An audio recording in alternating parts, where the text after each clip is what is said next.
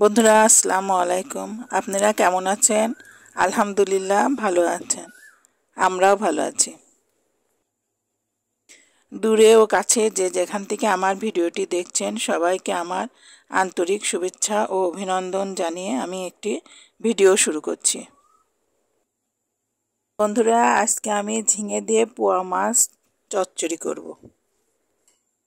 এর জন্য আমি 3টা কচি ঝিঙে ধুয়ে কেটে পরিষ্কার করে নিয়েছি।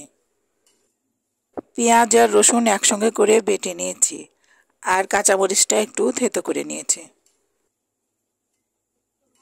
বাটা মশলার সঙ্গে আমি পেঁয়াজ কুচি, পরিমাণ মতো হলুদের গুঁড়া, মরিচের গুঁড়া, লবণ, সরিষার তেল দিয়ে সুন্দর করে মাখিয়ে চটকে নিয়েছি। এখন ঝিঙে দিয়ে ভালো করে মাখিয়ে ঝিঙেটা নরম করে নেব। মশলা দিয়ে ঝিঙেটা আমি আগেই মাখিয়ে নরম করে নিয়েছি, কারণ মাছটা খুবই পাতলা। এখন মাছ দিয়ে আলতো হাতে মাখিয়ে নেব।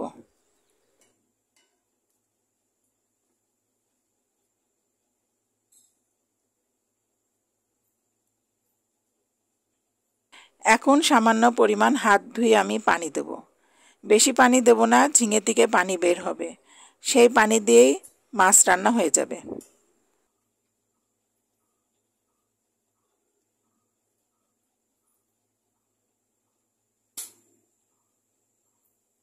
এখন চুলায় বসিয়ে রান্না হওয়া পর্যন্ত অপেক্ষা করব। কিছুক্ষণের জন্য ঢেকে দেব। এখন সব জায়গাতেই চাষের মাছ। নদীর যে কোনো ছোট ছোট মাছ, ঝিঙে, পটল, আলু, বেগুন যে কোনো তরকারি দিয়ে রান্না করলে অসম্ভব একটা স্বাদ লাগে। বন্ধুরা আমার মতো করে রান্না করে আপনারা খেয়ে দেখবেন। আমার রান্না ভালো লাগলে আপনারা লাইক, কমেন্ট, শেয়ার করে আমার পাশেই থাকবেন।